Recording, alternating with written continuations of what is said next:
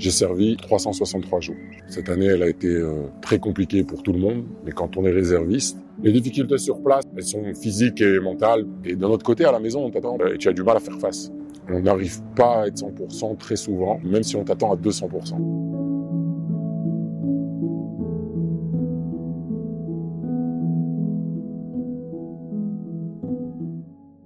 Le 7 octobre, tu pars avec beaucoup d'appréhension et tu sais pas ce qui va se passer demain, dans quelle situation le pays se trouve.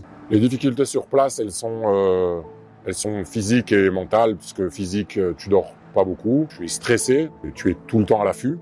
Et quand tu sors, tout ça retombe. En fait, tu vas dormir et tu es crevé et tu vas dormir pendant des heures et tu te dis mais c'est pas possible, j'ai dormi 10 heures, ça m'arrive jamais et je suis encore fatigué. Et d'un autre côté, à la maison, on t'attend pour viens on sort, viens on va manger, soit avec les enfants. Et très souvent, t'as pas la force parce que tu as relâché toute cette pression et tu as du mal à faire face. On n'arrive pas à être 100% très souvent, même si on t'attend à 200%. De reprendre un quotidien normal est un vrai challenge. On oublie de te raconter qu'il s'est passé quelque chose avec tes enfants, qu'il y a peut-être des difficultés à l'école, qu'il s'est fait mal, qu'ils ont été à l'hôpital, qu'il y a un problème avec la machine à laver. Et tout ça, en fait, tu n'es plus là. On t'a sorti complètement de ton quotidien et c'est compliqué à vivre, mais aussi professionnellement. D'abord, ça veut dire que tu as été au travail qu'à peu près 1 mois sur 13 ou 14 mois de cette année-là. Tu es sorti de beaucoup de projets. On te fait remarquer très souvent que tu ne peux pas comprendre, tu n'étais pas là.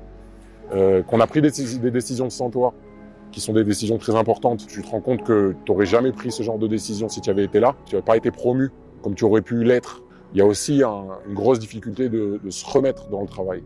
C'est-à-dire que tu as vécu des choses très intenses et très importantes quand tu as été à l'armée. Et donc tu reviens dans une réalité qui a beaucoup moins de sens. On a des gens qui sont revenus après des mois au travail et ont quitté leur travail du jour au lendemain, ils peuvent plus. Donc se pose la question d'une orientation professionnelle.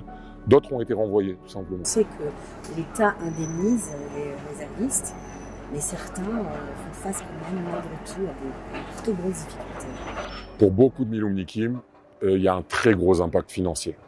D'abord, tous ceux qui sont à leur compte, leur activité a été à l'arrêt pendant énormément de mois. L'État n'arrive pas à indemniser de façon juste et correcte ces gens-là. Et bien entendu, aussi les conjoints de ces réservistes. Mon épouse a une affaire qui a dû être à l'arrêt presque toute l'année parce qu'elle ne peut pas faire face à tout, et à son affaire, et à la maison, et aux problèmes des enfants, etc. Donc c'est très impacté. Moi, pour mon compte, comme beaucoup d'autres Milumnikim, qui ont aussi une activité, un salaire qui est composé d'une partie fixe et d'une partie bonus.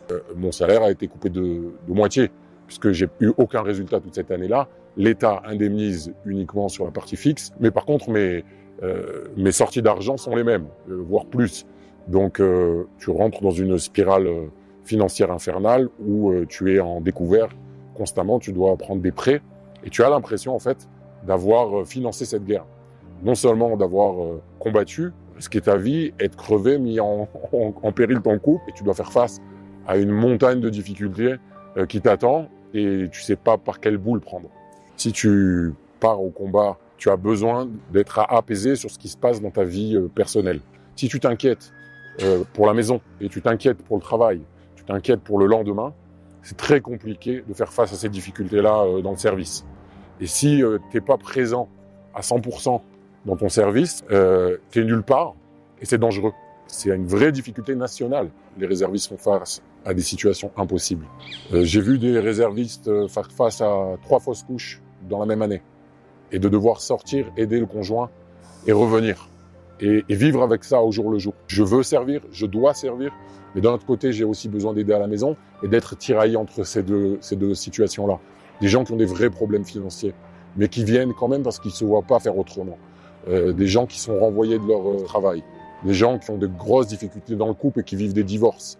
Des gens qui ont des difficultés dans leur famille, qui ne sont pas forcément mariés, mais qui font face à des parents aussi qui ont très très peur de ce qui peut se passer demain et qui leur ont pas la chose facile parce que pour eux c'est très compliqué de savoir leur fils sur certains fronts. Et si on n'a pas ce qu'il faut pour faire face aussi au retour et aussi à notre quotidien. On ne peut pas faire notre devoir comme il faut. Et l'État d'Israël n'a pas la force militaire qu'il doit avoir pour faire face à ces défis militaires si les réservistes ne sont pas aidés, accompagnés au jour le jour. C'est une mission cruciale quand on est un donateur d'aider les réservistes, pas seulement en leur achetant du matériel ou leur faire un barbecue dans leur unité, mais de les aider dans leur quotidien. Parce qu'en nous aidant, vous nous aidez à faire notre devoir au jour le jour et à défendre Israël.